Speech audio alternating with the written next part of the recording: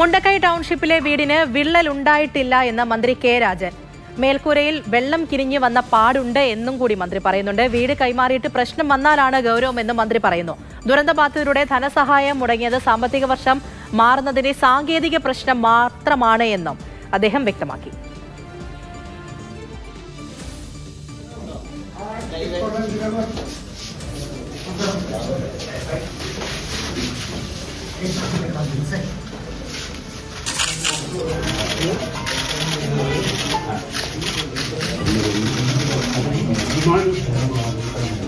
വെള്ളം കിരിഞ്ഞു കാണുന്നു, അവിടെ അവർ അടയാളപ്പെടുത്തിയതിന് ശേഷം അതിന്റെ മീതെ എങ്ങനെയാണ് വെള്ളം കിരിഞ്ഞ് ഇറങ്ങുന്നതെന്ന് മനസ്സിലാക്കാൻ ഒരു എക്സ്പോസ് ട്രീറ്റ്മെന്റ് നടത്തും.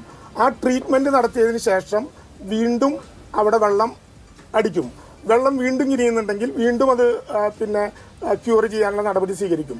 ഇത് കഴിഞ്ഞതിന് ശേഷം വെള്ളം കിനിയുന്നില്ല എന്ന് ഉറപ്പുവരുത്തി അതിന്റെ മീതെ വാട്ടർ പ്രൂഫിങ്ങും നേരത്തെ ഞാൻ പറഞ്ഞതുപോലെയുള്ള കോൺക്രീറ്റിംഗ് നടത്തും. അത് കഴിഞ്ഞിട്ടാണ് അവിടെ ആളെ താമസിപ്പിച്ച് കഴിഞ്ഞതിന് ശേഷം ഇങ്ങനെ എന്തെങ്കിലും ലീക്കേജ് ഉണ്ടായാൽ എന്ത് ചെയ്യും? നമ്മുടെ വീട്ടിലാണെങ്കിൽ എന്ത് ചെയ്യും? അവന്റെ ചെവിട് പിടിക്കും, പണിതവന്റെ ആ ചെവിട് പിടുത്തം ഗവൺമെന്റും തുടരും. അത്രേ ഉള്ളൂ.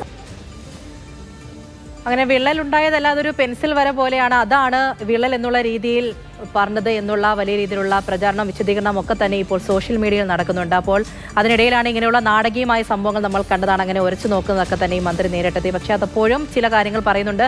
വെള്ളം കിരിഞ്ഞു വന്ന പാടൊക്കെ ഉണ്ട്, അങ്ങനെയൊക്കെയുള്ള കാര്യങ്ങൾ കൂടി മന്ത്രി പറയുന്നുണ്ടായിരുന്നു. എന്തായാലും നാടകീയമായ സംഭവങ്ങളാണ് അവിടെ നടന്നത്.